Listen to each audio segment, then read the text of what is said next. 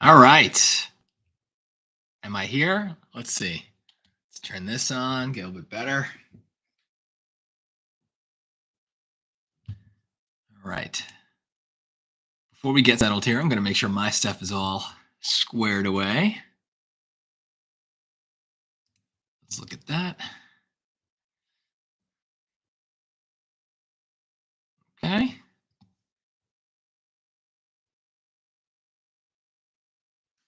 All right. I feel like that works.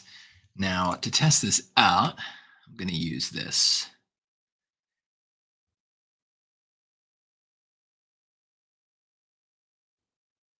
Yeah, let's.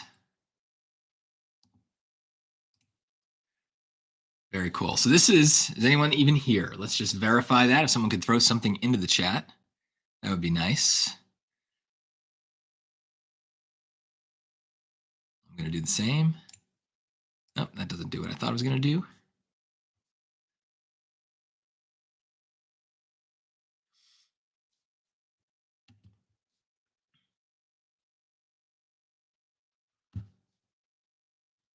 All right, that is perfect, though. That is what I want. Put this off to the side, pop the chat out. I think I can do that somehow. Oop.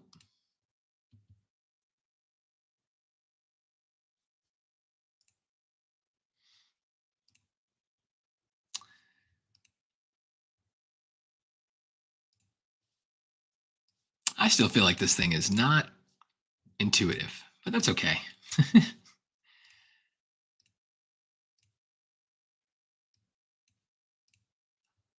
Ah, there's a person. That's all I needed. I needed confirmation that someone was here. Nothing is going on other than before we start on some questions, which I have prepared for our May SAT predictions video.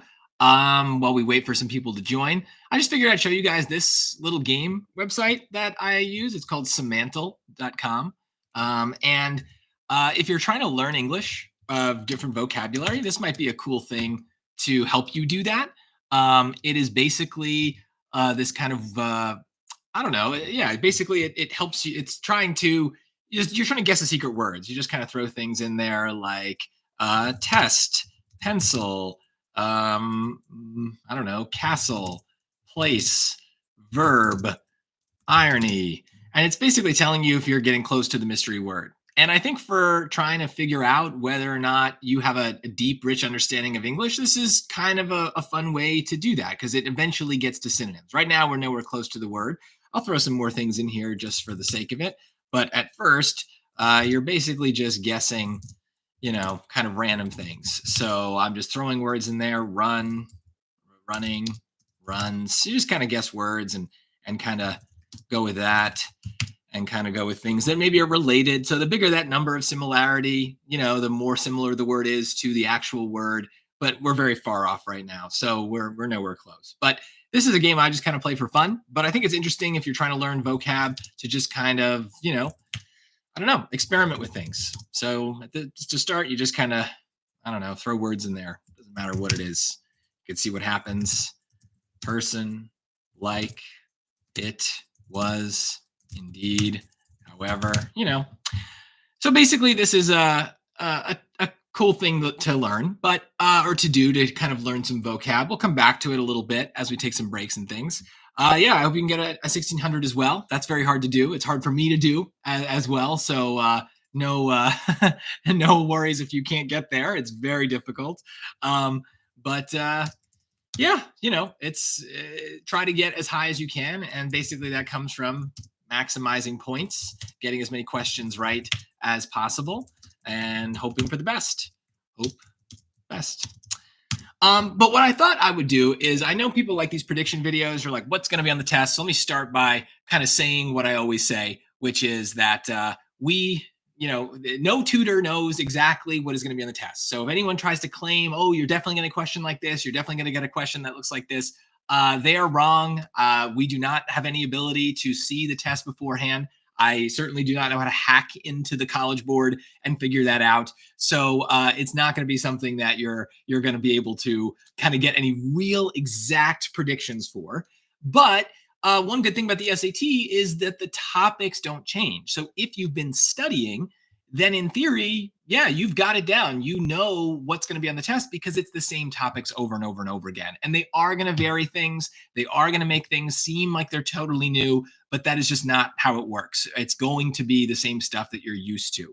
So if you've been studying for several weeks and you've been watching my lessons and my videos and all that stuff, even if you go back to old prediction videos, you will see me say the same thing, that basically if you've been studying, you are going to be just as good of a predictor of what is on the test as I would be, as any tutor would be. If you've seen it on a practice test, you're going to see something similar on the real test. It won't be worded the exact same way, but those same ideas are going to keep coming up. So what I thought we would do is, I do have some questions for us. What I have first is a question that I recently wrote. Let's see here. I got to switch my screen. Give me one sec. And hopefully everyone can see it. I will read it out loud in a second. I'll let you kind of try it on your own first. But this is a question that I wrote, and I might need to make I could probably scroll like that. Does that cover it? Yeah, that's better. Let's do one of these. Actually, I know there is a way to move my face to the other side, but I've forgotten how to do that. So, if anyone knows, that would be a good thing to put in the chat. Edit? No. I know there's a way to do it. I've done it before. I'm pretty sure. Share. Stop sharing. Nope. That's okay. We'll just do it like this. Make that a little smaller. Ooh. So this is a question I wrote, so it might not be perfectly polished, but it's a good way to kind of see how the SAT is going to take things and make them seem really, really confusing. So most people, when they read this passage, are going to be very, very confused. So I will shut up for a couple minutes. I'll let you kind of work on it. If you want, feel free to comment, but I'm going to do a poll. What is the answer? And we're going to do A, B, C, and D. There you go. So if you think you've got it, feel free to respond to the poll there.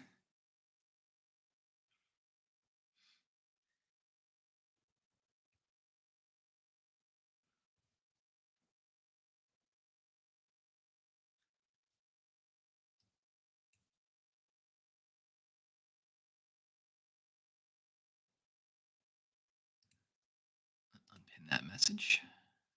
There we go. Put that poll right on top.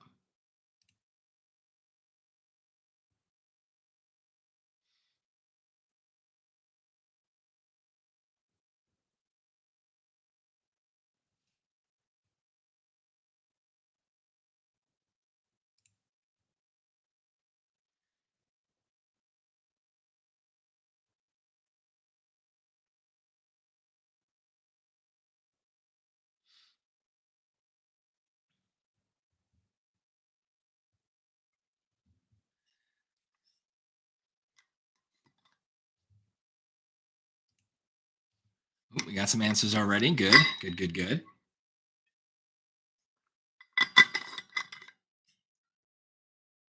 Feel free to comment. Is this something that you feel confident that you're answering? Is this something that you feel like you're guessing? To what degree do you understand the passage? What degree do you understand the choices? It's definitely hard. I wrote this trying to make it a hard question, but just because it reads hard doesn't mean that it actually is. So that's kind of something that I think a lot of people have trouble with, is they get to words that they've never seen before, and then it really throws them off.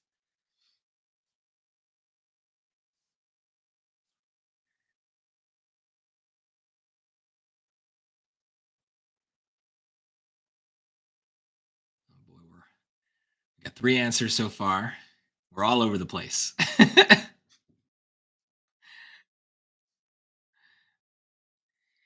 And I can answer some questions, while you guys are thinking on this one. So what would I recommend doing in the last hours before the test? Honestly, nothing. Eat breakfast, obviously the morning of. Maybe watch a video or two of mine. I do have a a video of like top 10 traps that's really good. I'll make sure I post that. A video about last minute tips that's pretty good. Um, Anything that you've struggled with. So if there's a question type, something about usually memorization based, like grammar, that you want to review one last time, like that connector placement rule, do that while you're eating breakfast before you go. Or, if someone's driving you to the test site, do it in the car. If you're driving yourself, then obviously do not watch videos while you drive. But the obviously the hours before that you should be sleeping. You should get much more sleep than usual. If you take the test on just 6 hours of sleep or less, I think it's going to be harder than if you have your full 8 hours. So really try to make sure you get to bed a little early the night before. And then, yeah, the night before the test, again, something very passive is very good. Something that is very much about like absorbing information. You don't want to certainly be doing a practice test. Don't do any practice test the day or two before the SAT. But also, I don't think you really need to be doing any practice questions. It's better to maybe go back to some old questions that you've done and gotten wrong and struggled with and rewatch my videos on them, or just kind of look at them again and see if you've learned the lesson from them.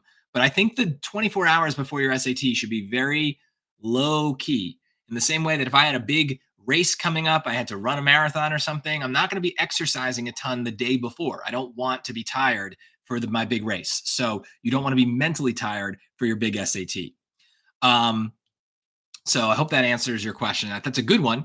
Some people, if you have trouble getting to bed the night before the test, exercise at some point the day before the test. Get that energy out, burn it out. Don't be thinking about the SAT. That'll help for sure. You definitely should not be doing a practice test tomorrow morning. I do not think that the same reason, again, using the marathon analogy, I would not run a marathon the day before I have to run a real marathon, right? I would not run 15 miles the day before I've got to run 26. That would be bad. My legs would be sore. I would not be in my best place. So I would definitely make sure that the day before you're totally done. If you haven't taken a practice test ever, then I think that ship has kind of sailed. You probably don't have time to take one before Saturday, but if you ever take the SAT again, make sure you're putting your practice tests with more space before then. I do remember. I don't know how to say your username, Maper Deal, but I do remember you. And yes, impressive. This text is very, very hard to read. So yeah, Owen, cool. We got a 1440. That's awesome. That's really good score. I'm glad I could help. Should we start talking about this one? I got a lot of answers, 17 so far, and there's 20 people in here, so that's pretty good. And we're all over the place. So I'll leave it up a little bit longer, and then I'll end the poll when I start talking about the answer choices.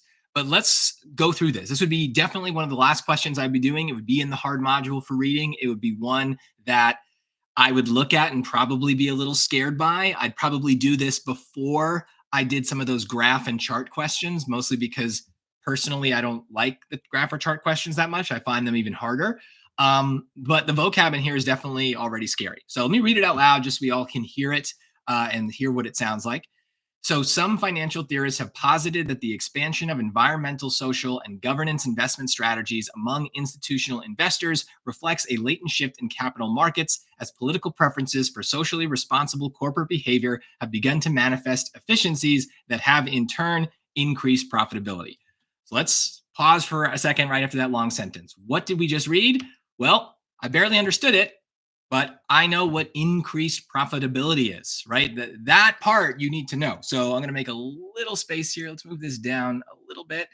I'm going to write as best I can right above it.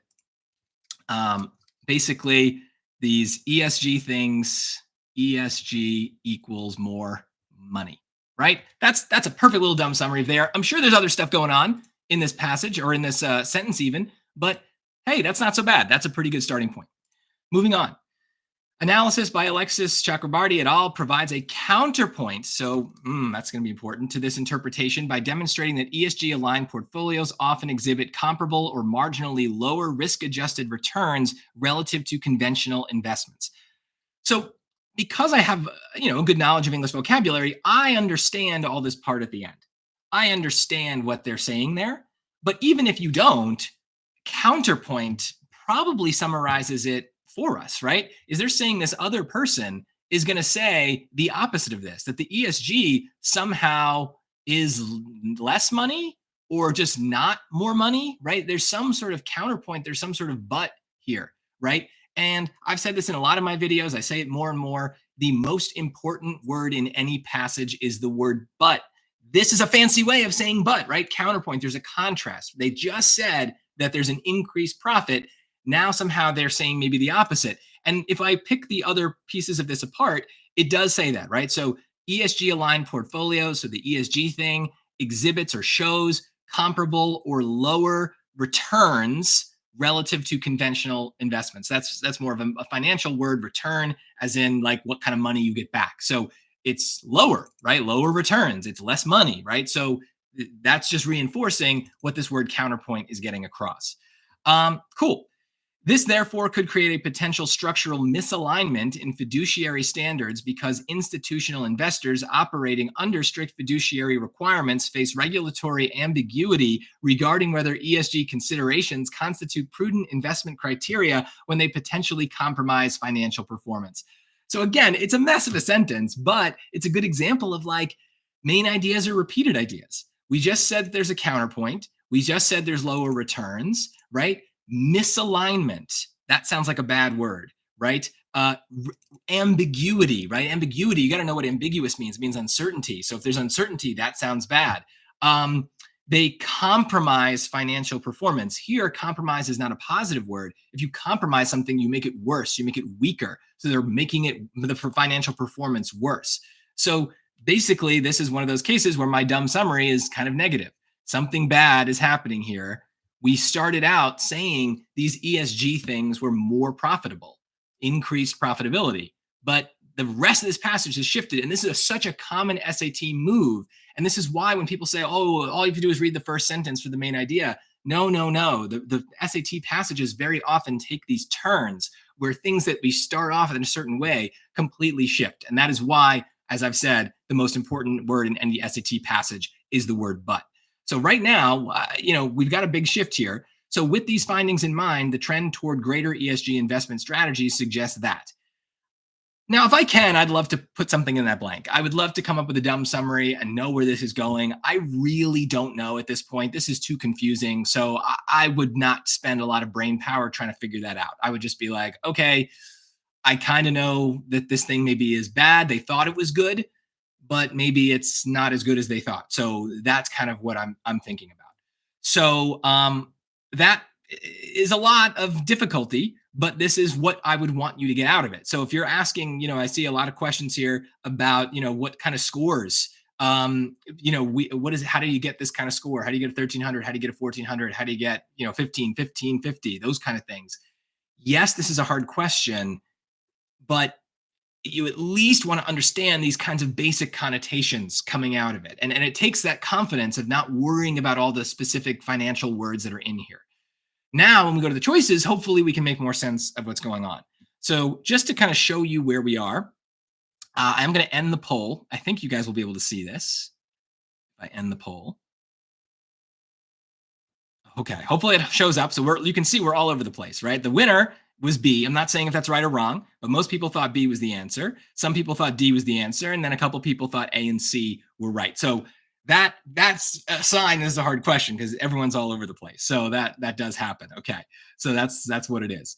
So yeah, just to give the percents, right? 45% B, 29% D, 12% each for A and C. So let's now look at the choices and see if any of this makes any sense. So A, ESG aligned portfolios have demonstrated superior risk-adjusted returns compared to conventional investments. Well, I know what superior means.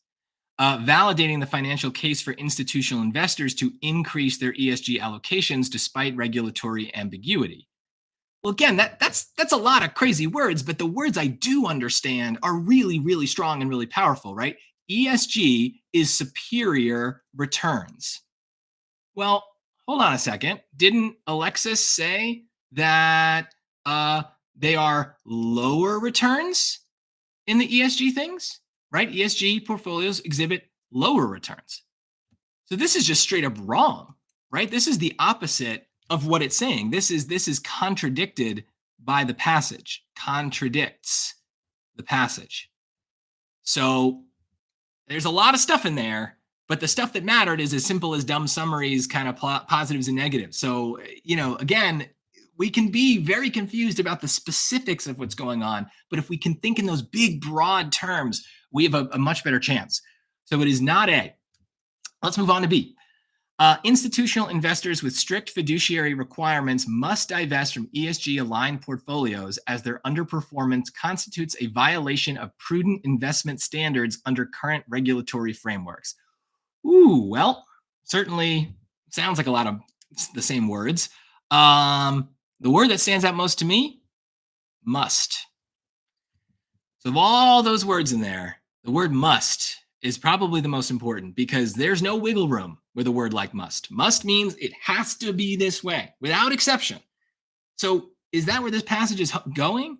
That they must get rid of ESG? Now, they do say ESG is bad, but I don't like that kind of certainty. That's not something that I love in answer choices. So we'll keep it, but I don't know. This would be the kind of thing that I would want you guys to notice. And I think, again, this is the difference between getting confused by a passage, but still knowing the patterns on the SAT enough that you're able to sort through it. The word must is not a complicated word. It's a word we must know and recognize and needs to stand out.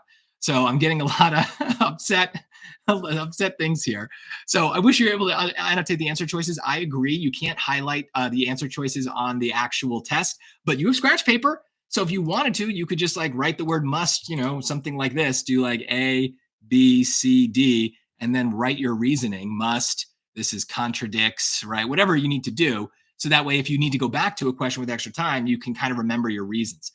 So for now, I don't know that I would eliminate B, but I'd certainly be nervous about it. So let's keep moving. C, market participants are responding to factors beyond traditional return metrics, such as institutional conformity pressures and stakeholder expectations.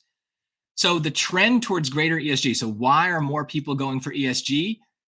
Well, we said it's not because of money, right? Because they're not making more money. Alexis over there kind of figured that out, right? That it's not getting us more money. So C kind of hits that if it's not about more money, it's not about the traditional return metrics, which is a fancy way of saying the traditional stuff, the returns, what people want, their profits from it. So, it doesn't say a lot beyond that. Market participants are responding to factors beyond the traditional ones. Well, what are those factors?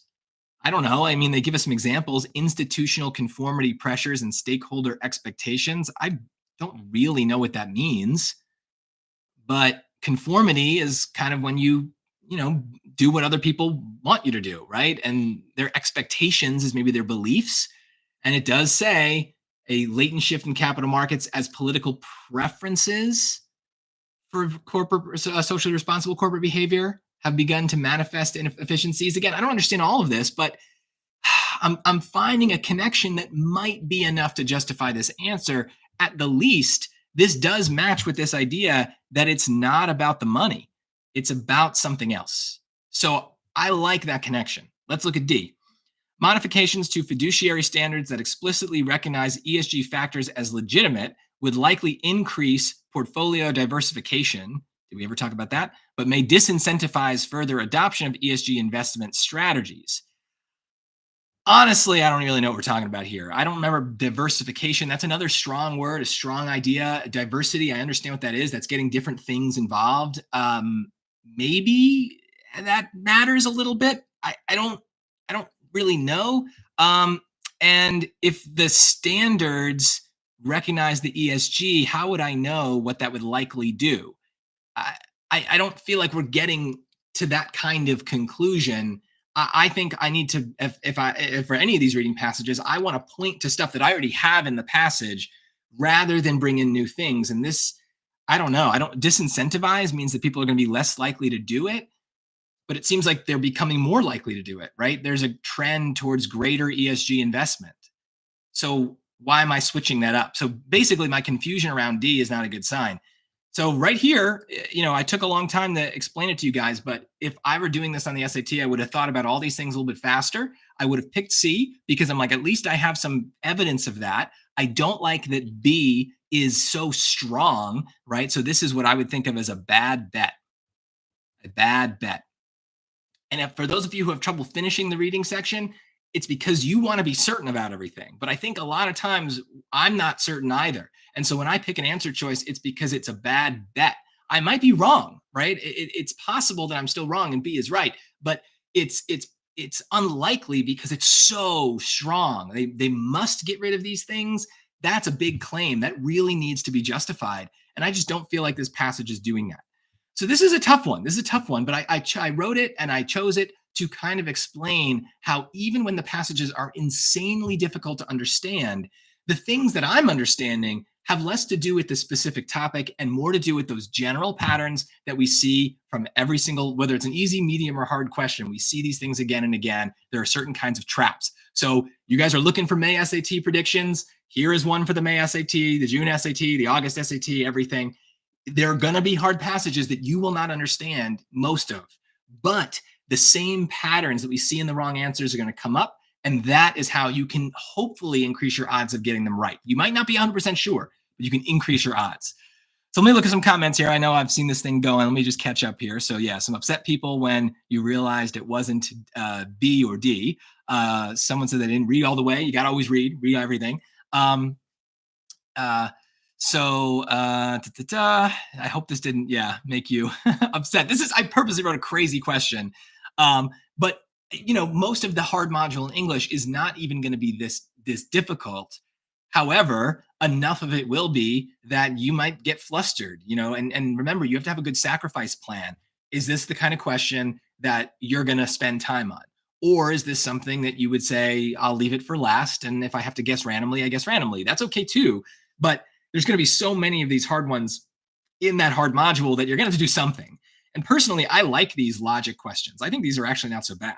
So keep that in mind, as I think, you might actually get something out of those. Certainly to me, it's better than the ones that are like the graph and chart questions. I just hate those so much. So let me just kind of see here. Yep, I didn't understand what the passage was saying. I agree. I barely understood it either. But remember, there's key words that we do understand. Okay, so someone Apple guy has a good point here. I feel like I could talk out loud if I could talk out loud during the test, I could figure it out. So I agree with that. Some people, I'm one of them, talk to themselves in their head. So some people don't do that. So when I'm thinking in my head, I'm talking, it's my own voice that I hear, and I'm doing this exact thing that I'm kind of doing with you guys, just out loud instead, of in my head, is I'm just having a conversation with myself. I'm asking myself, what does this word mean? Is this what the passage says? Is this positive or is this negative? I'm constantly asking myself questions. So I think for a lot of these hard passages, that's how you want to go about it in your own mind, is you want to have almost like a conversation with yourself and ask questions and find answers. And so it's, some people, again, don't have an inner monologue. They don't have that ability to hear their own voice in their head, but try to force it, I guess. But that to me is the only way to get a lot of these right. I have to almost like debate myself because I know the SAT is trying to trick me. So I have to think about like, what is the potential trap here? What words stand out? Do I see something in the passage that matches those words? It's a constant conversation. This is meant to be hard. Yeah, so that's true. I definitely wrote a hard one on purpose. I would say on the real exam, this is a question that would probably take me a little over 2 minutes. I would have gotten to choice C. I would have been 80% sure I was right. So I would have then moved on to a different question. And if I had more time, I would have come back to it. But odds are on the hard module, I'm not going to have time. So you got to be comfortable with being 80% sure on some things. But at no point was I guessing randomly. I had reasons for my guess. I saw choice B as a bad bet. It's too strong. It's too extreme. So I knew it wouldn't work. One thing to do to so Apple guy, why is a C a better answer than B? Yes, the must is too strong. There's other things in choice B that I don't like either. Even the word violation is really strong, a violation of prudent investment standards, though I do feel like, So some of you are going to do this. There's kind of a copy paste trap here. you guys see the word prudent investment criteria, prudent investment standards, and you're like, oh, that weird little phrase is in both of them. So you're kind of drawn to choice B because you just see like the same weird phrase in both. You can't do that. It might be the case that they repeat themselves, but often they do set what I call kind of copy paste traps where they deliberately are just copying some weird phrase into an answer choice, knowing that you have no idea what's going on, but at least that word and that word are the same word, and you're like, yeah, good enough. And that's a bad bet. If you have to guess randomly, I would say don't do that kind of stuff. But for most of you, all of these words are just kind of crazy in here, so I get it. But just seeing a word in the passage and the choice is not proof that it's the same thing. It's the same idea that we want to find, right? It's the same idea.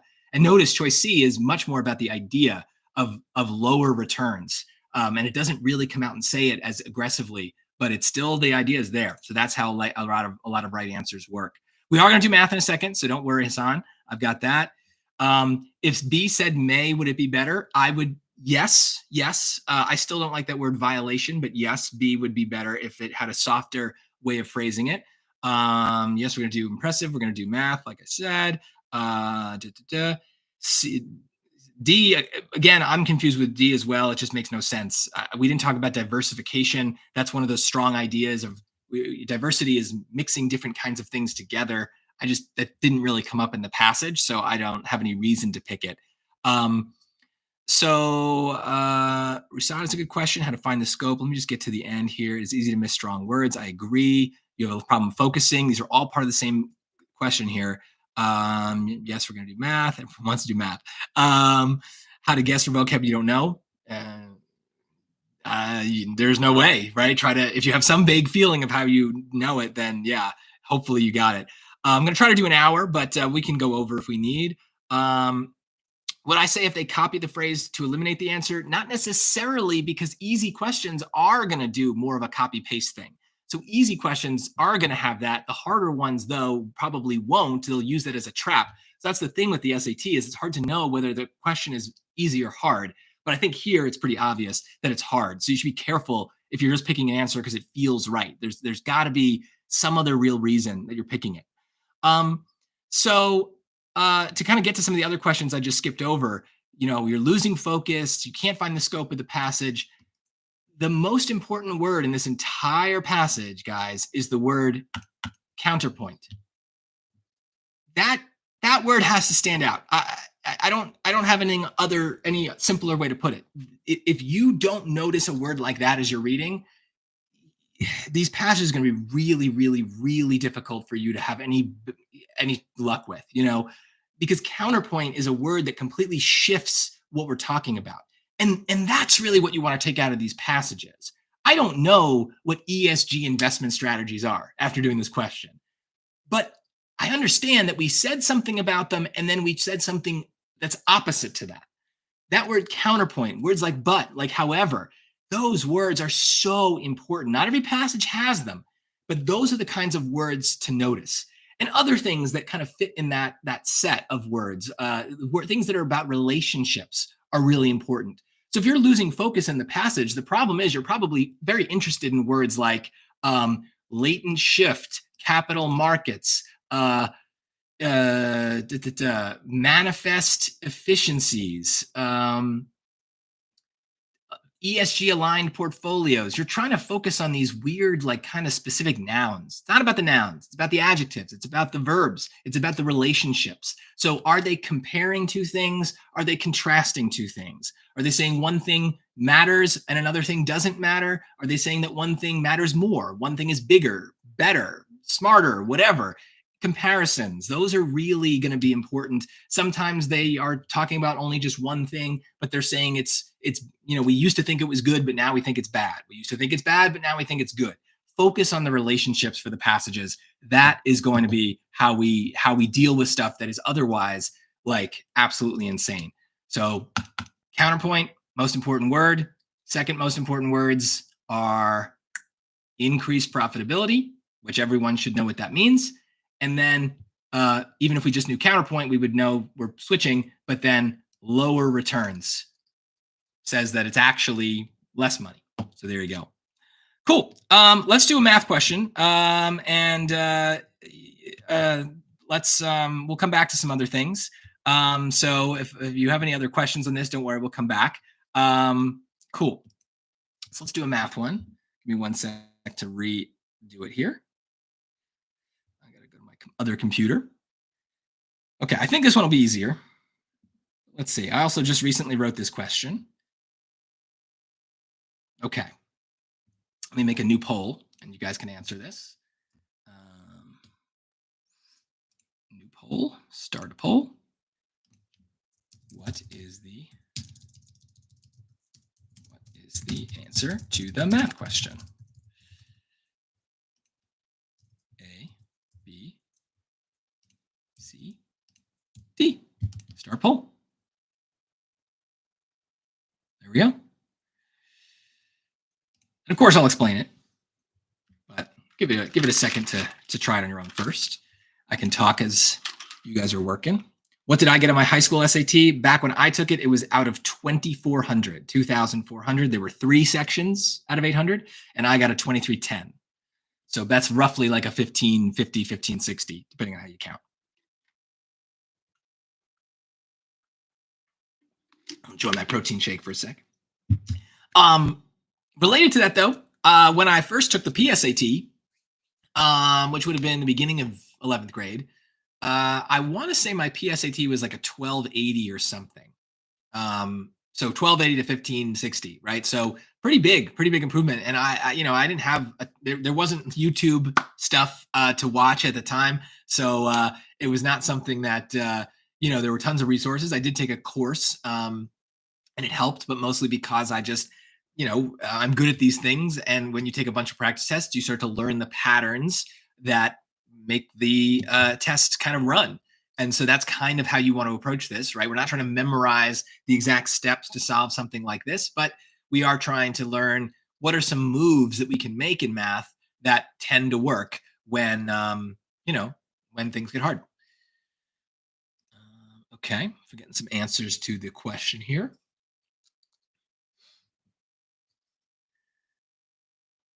Cool. Any other questions I can answer while you guys are working?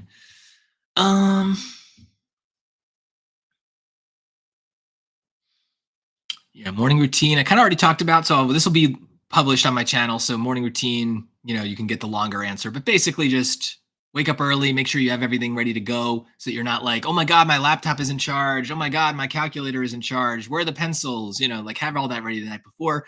Eat breakfast. You need some food. And then, make sure you get to the test center on time. Yeah, Desmos is going to work with this. Yes, it will work. But I think we can avoid it.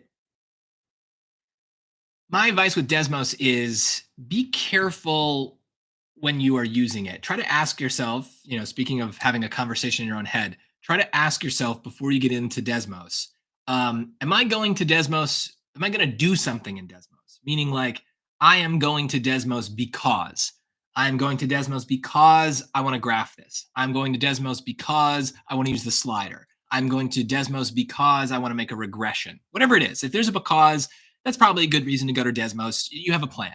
If you're saying like, I'm going to go to Desmos because I got nothing better to do, it's not great. I would say that's probably a good example of a situation where you are about to waste a minute or two of time and not get anywhere. Because if you just go to Desmos and type things in randomly, you're just going to stare at a screen. You're not going to know what you're doing. It's much better to, have a plan. So not to say that Desmos isn't good. I mean, it is clutch, as you say, impressive. So I agree. But I think a lot of times people go to Desmos just because they got nothing better to do. And you should watch that. You should pay attention to if that's your reason. Cool.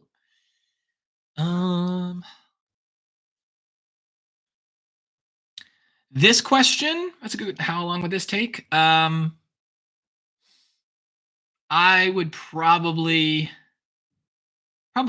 I would probably be able to do it in a minute, but I think 2 minutes is fine. The only reason it's number 10 is this is the numbers that I have in my system. It's not, this would probably be like a number 20 or something on a hard module. Like it's meant to be tricky. Um, I would say if you're deciding, another important piece of like taking the hard modules is the sacrifice plan, right? Is you might run out of time, even if you're amazing, even if you've gotten 800s on every math practice SAT you've ever taken, you might hit something that just for whatever reason you can't solve in the moment. So remember, part of our sacrifice plan for math is you got to be comfortable picking and choosing the questions that are the best use of your time. So if I had, 5 minutes left and I had to choose between a question like this and a question that involved like some complicated geometry, I would choose this. And my reason is I know exactly what I'm going to do because my main math strategy, and I'll start talking and you can still vote. I'll leave the poll open another minute. My main strategy, you probably know this if you've seen my videos, is plug points into equations. I think about nothing else. Every time I get to a math question, I have the same thought. Do I have points? Do I have equations? I ask myself those things in my head. Now, obviously, I have an equation, right? F of x equals b plus x squared plus, or square root of x squared plus c. That's an equation. So already I'm like pretty happy. I'm halfway there. I would love to be able to put that in, right? So I would love very much to put something in there. Now, do I have points? That's the question. I don't see any. Maybe Desmos can help with that. But they do say x-intercepts, right? And an x-intercept is a point, right? We should know that every x-intercept, I might not know the x-coordinate, but I know the y-coordinate is 0. And it's only half a point, but it's something. So at the very least, I would be writing 0 equals b plus the square root of x squared plus c on my page. And I'd love to have more things, right? I don't know if I can plug in different things for B and C. I could go to Desmos and play around with it, but this would be where I'd think about the fact that there's a radical, right? In terms of solving some of these hard math questions, the most important thing to know is like, what topic are they giving me? They're going to leave clues. The fact that this involves radicals, that seems important. And so, especially since I'm also being asked about basically, are these values positive and negative? So yeah, that seems pretty important. So I'd be thinking, well, what does the radical have to do with positives and negatives? Well, I know that this radical piece, because of the properties of radicals, has to be positive, right? It can't be negative. You can't take the square root of something and get a negative number, at least not with the square root symbol as we normally think about it. I know some of you are like, oh, it's plus or minus. No, no, no, no, no. If you have a radical symbol in an equation, it only produces the positive root. You can look this up. It is true. Meaning that in order to get 0, right, whatever this positive value is, the only way to make it go away is if b is negative. So b has to be less than 0. I'd love to prove some of these others wrong, but again, for the sake of time on the test, I might not have an ability to do that. So I would just have to kind of pick that, and hopefully it's right. And there it is.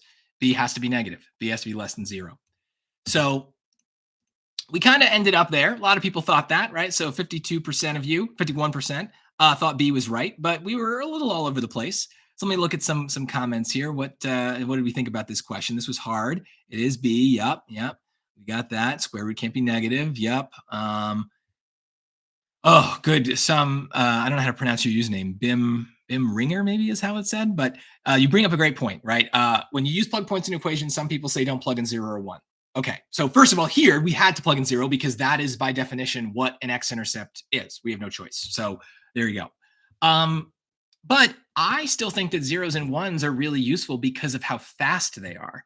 So basically, like, if they fail, they're going to fail quickly. I might as well use a number like 0 that's really, really useful if I have to make something up, because at least it'll reveal something about the question. It might not completely solve it. And that's what other tutors are worried about. They're like, oh, it's going to give you multiple answers that are potentially correct. That's true, but that's true of any number. We don't necessarily know what's going to happen. That's why we're plugging stuff in, is to see what happens. So start with something that's easy to think about, easy to understand, but be thorough with it. Go through all the choices. And then if you need to plug in something else, hopefully you will be able to do that because you'll see how this thing is behaving. You'll be able to work it through. So good question there. Let's see. Any other questions about this one? You don't get the radical part. Well, basically, yes, a radical you cannot get the square root of a negative number. A negative number is not going to pop out of a radical. So I will show you how to do some Desmos here. I think if I do it though, I'm going to have to reshare the screen. It's kind of annoying. Yeah, hold on one sec. Let's just do the window. There we go. Now can I switch around? Yeah, okay, good. Okay, so Desmos, just f of x equals b plus square root x squared plus c, right? It prompts you to put the sliders in. And then we know an x-intercept means it has to cross this x-axis somewhere. So you can just play with these things. If b is positive, right, it's never crossing that x-axis, at least kind of up to 10. And it seems like if I go higher, it's going away. If I make it negative, it starts crossing. So that's good. Not all negatives, though. I think here we have a negative number, but it's not crossing. So we could play with the c as well. But at least if b is negative, we've got some x-intercepts. C, if it's positive, you can see where we have the x-intercepts. But if it's negative, we also have x-intercepts, right? So the c doesn't seem to matter. So this is where Desmos, I think, does actually work out pretty well here, is you can just kind of see it and be like, all right, well, negative numbers for C and positive numbers for C result in x-intercepts. Whereas B, it's got to be negative. So, okay, good enough. You know, I'd love to have more proof, and I think the proof is here, but you know, in a pinch, this will do it. This will do it. Yeah, if you set C as 1, and then yeah, use a slider for B. Yeah, so, oh, sorry, I think I maybe just mistimed your comment, but yes, there it is. That's what we're doing. Cool.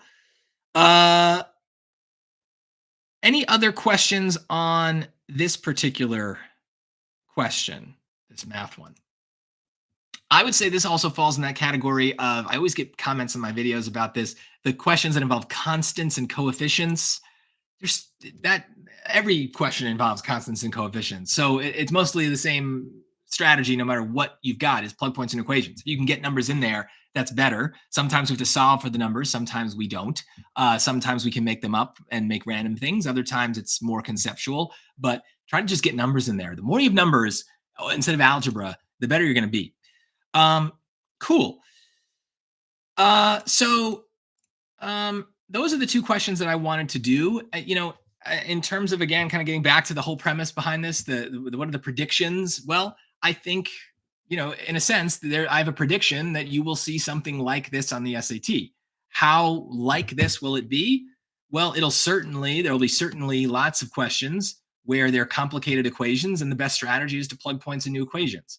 There'll be lots of questions where they'll talk about points in a more abstract way, like x-intercepts, y-intercepts, vertex, things like that. There'll be definitely questions where you have to understand the properties of 0 and 1 and negatives and all those things. So will you get a question exactly like this? No. In fact, I predict you won't. It's just unlikely. But will you get a question or multiple questions that are made up of the same parts that this question was made up of? Absolutely. So that's why when you're studying, you're not trying to memorize steps to a process. You're memorizing like different moves that you can make that tend to work. Cool. Any other just like general questions? I feel like I want to kind of wrap up here, let you guys get to some other studying and things like that. And there's some basketball playoff games that I want to watch. So we're going to get to those. As far as geometry goes, I have some really good sets. I'm going to plug my stuff here. Why not? So youtube.com, Settele Tutoring. This is going to talk. One thing I hate about YouTube is, I didn't talk. That's good. So the playlist down here, where is it? Yeah, this playlist of new reading questions for channel members. These are questions I wrote, kind of like the two that I did today, that will, you know, focus on different topics. These are just really, you know, they're only for members. Some of them are have some free ones. So I think this one has some free ones here, so you can check them out. And then, yeah, I have some that are kind of, you know, behind the membership thing, but it's just $5 a month, $10 if you want to support the channel a bit more and get some extra perks. but you can cancel anytime. And just a great way to get some extra practice questions. If you've used all the practice tests, use the full question bank. And I definitely have, I'll show you this other thing too on my website, Settele. I can't spell my own name. SetteleTutoring.com. Boom. You go to my channel or my homepage and hit this. There's the channel membership. You can also just go here. I think it's here. New questions. This kind of gives you a summary of all the different playlists that I've got, and it's pretty up to date. So there is a lot of geometry there. And the geometry twists in particular. Ooh, boy, I got clever with these. There's some really good questions in there. I think there's 20 of them. And so they're really good. They're a great way to really test how well you know some of these rules. These other ones are great too, but they're much more targeted to specific things. So yeah, if you're looking for more practice, it's a great way to support me and support the channel if you can do it. There's still plenty of other stuff for free on my channel, tons of lessons, things like that. But it is a great way to get a little extra. So highly recommend it. And definitely subscribe because, I have some other things in the works. I think that for the August SAT, I might have some online classes. We might have some way to access these questions and more of a formal kind of portal, things like that. So make sure you subscribe. I'll have updates to that in the next couple of weeks. But it's really great. And if I do have any links to share, I'll put them in this description here. But yeah, lots of great things. Let me just make sure. Let me catch up on these comments here. Just surface area is terrible. 3D geometry is terrible. Very annoying. But a lot of 3D geometry is just right triangles. So that's helpful. And then surface area is just area, just adding up a bunch of different things.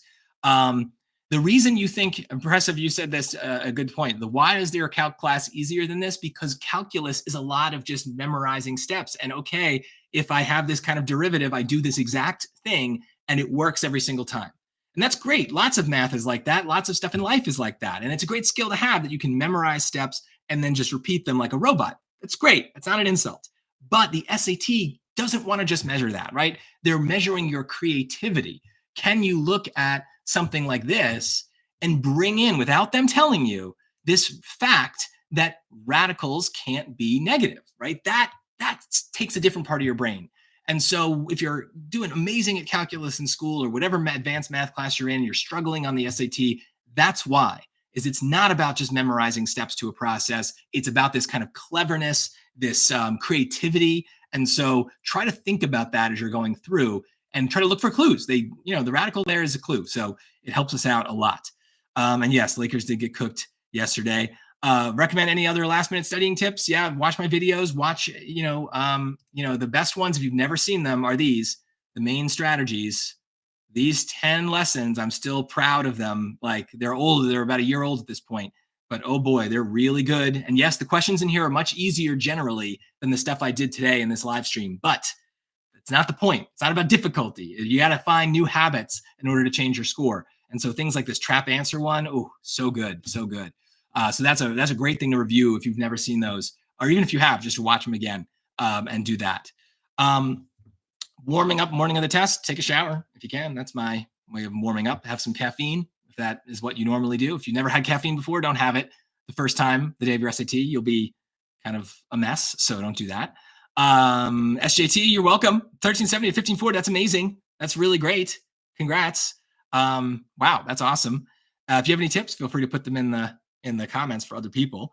Am I doing the June SAT? Am I taking it? I don't know yet. I will probably have some sort of thing like this for the June SAT. Again, make sure you subscribe to get notifications about my new things. I'm going to have some pretty cool announcements, I think, in the next couple of weeks, maybe some of them in time, for that new June SAT. And Kyle's problem sets. Let me get his channel. I always spell it wrong. Tutor. Here. I don't know. No. See, here's an example of one of the questions, right? Here's the question, and then there's me talking about it. Tutor, I think it's 2 L's. Yeah, there you go. Let me plug Kyle's channel here. Boom. Really great. He has all math stuff, lots of hard math stuff. So really good to follow him and to check his stuff out. I definitely recommend it. He's a good guy, so definitely knows what he's talking about. Um, no last minute tips. I mean, I've given tons, given tons of tips. I guess. Let me think for a second about one big last one. Knowing scale factors helped massively. Interesting. I don't know what you're talking about there. I would assume you mean like, like when the area scales versus a dimension. Um, for 1360, if you're in the 1200s, 1300s, you know most of the facts for the test. You're probably still getting maybe one or two random hard topics wrong because you didn't memorize something, but you know most of the facts. Then the next step is, can you be perfect? In order to get into the 700s for these subjects, you cannot get anything wrong. That would be considered an easy question. To be clear, I think this is a hard one, right? If you got this wrong, I wouldn't, you could still get a 700. This is hard in various ways. So it's understandable as a mistake. If you got it wrong, I wouldn't say this was careless. Same thing with the reading question that we did earlier, right? That question also, I would say, hard. If you got it right, great. If you got it wrong, not the end of the world. But I would say that if you're missing words like must or counterpoint, that's a little bit more basic. So those things need to pop out for you. And really getting the 700s is about training your brain to notice those kinds of words, no matter what the passage is. So, yeah. Cool. If you got a 1440, can you get a 1500 tomorrow? Yeah, just like I said, 700s, you got to be perfect. And 700 plus, even more perfect. And that means you're going to have to, my advice to get a 1500 is don't try to get a 1600, right? Don't try to get every single thing right. The timing is hard. The questions are hard. You're better off saying, you know what, this question about the financial theorists, I'm looking at that. There's no chance I'm going to get this. Let me skip this and guess a random letter and use the 3-4 minutes that I would have struggled through this on something else that I do understand better and I'm more likely to get right. By sacrificing 3 hard questions in each hard module, you're more likely to be able to get everything else right. And that's enough to get 700s and 750s. So just keep that in mind. Is the biggest reason people don't get to 750 in a subject is they're too intent on getting an 800. Not to say that 800 is impossible, but baby steps. Take it one piece at a time. Yes, I've been working out. So yes, bicep gains. That's what I'm going for. That's the only score improvement I'm looking for. Cool. Yeah, quadratics also, I would, in my mind, this going back to that math question, this, I know it's technically not a quadratic, but it does behave like one in a weird way. It's just kind of in that same category for me. It's just like thinking conceptually about things, but plug points and equations is great for that. How do you study vocab last minute? That's the hardest thing to do. My advice there is, I think actually it's here. You know what? I'll just put it in the chat. Give me one sec. My advice for the vocab, honestly, is not to study vocab. It is to study transition words. And so that's my lesson on that. That's also a very good one. It's in the chat.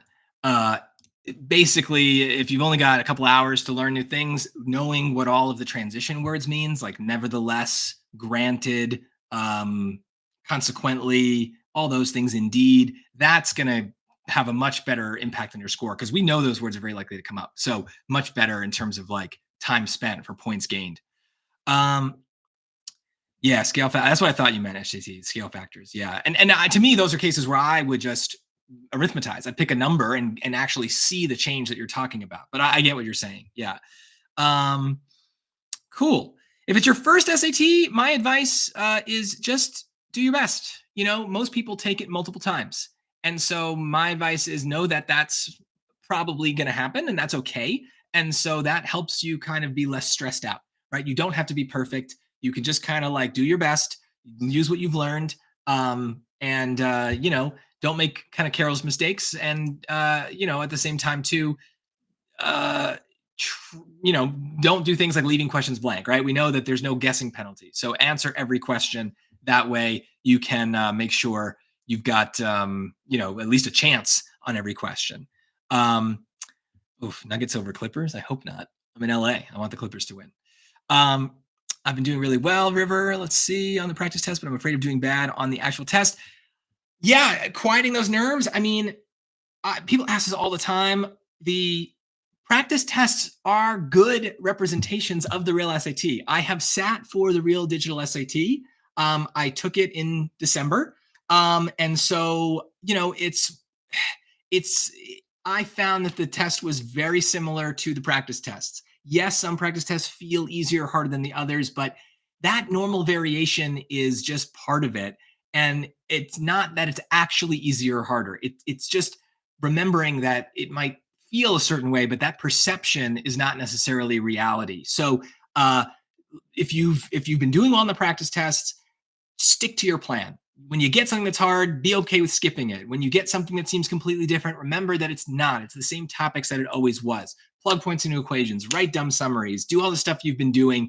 Don't abandon the plan. I think that's why people do worse in the real test is they get nervous and they start just going with their gut instinct for everything. They're running out of time. They just pick the answer that sounds best. Slow it down. It's okay to guess randomly on a few. Take the time to actually apply the strategies and lock in as many points as you can. So yes, that's the best way to quiet the nerves. Is to me, it's just like the practice tests, just like the practice tests. Cool. March is nothing like the practice. I mean, maybe it was the nervousness. Maybe you abandoned ship. I don't know, Dimitri. It's hard to say too because the score report that they give us for the SAT is so bad, right? We don't learn much from those stupid boxes. But it's I've been doing this for a long time. They used to release the exams. They used to show us the actual questions that are on the test. And every time my students said this was stuff that we've never seen before, stuff we never learned, we'd get the test back, and it was just the same stuff repackaged in different ways. So just remember that it's the same topics over and over. Yeah. So the hard math is always, I would say that's a good example of like the geometry, leave it for last. Try to really hit these what I call XY plane questions.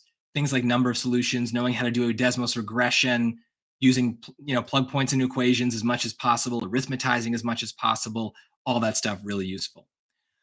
All right, guys. Well, I'm losing my voice, so that means a good time to call it here. And remember, check out Kyle's channel. And if you want to check out my membership, go ahead and that's on my website. This is kind of a list of all the things I've got in case you're having trouble reviewing it through my my YouTube itself, because yes, it's kind of hard to get to all these things. YouTube doesn't have a good library feature, but it is really great stuff. But otherwise, study a little bit more tonight, and then take it down a notch. It's okay if on Friday you don't want to do anything. Just hang out with your friends, watch some TV. It's totally fine to not study at all the night before the SAT. I give you permission for that. That is a great way to calm the nerves, is to just not think about it, exercise, burn off some energy, and go to sleep early, and make sure you have all your stuff. Do the check-in, right? You guys have gotten that email probably to check in to the SAT app on Blue Book, so make sure you do that.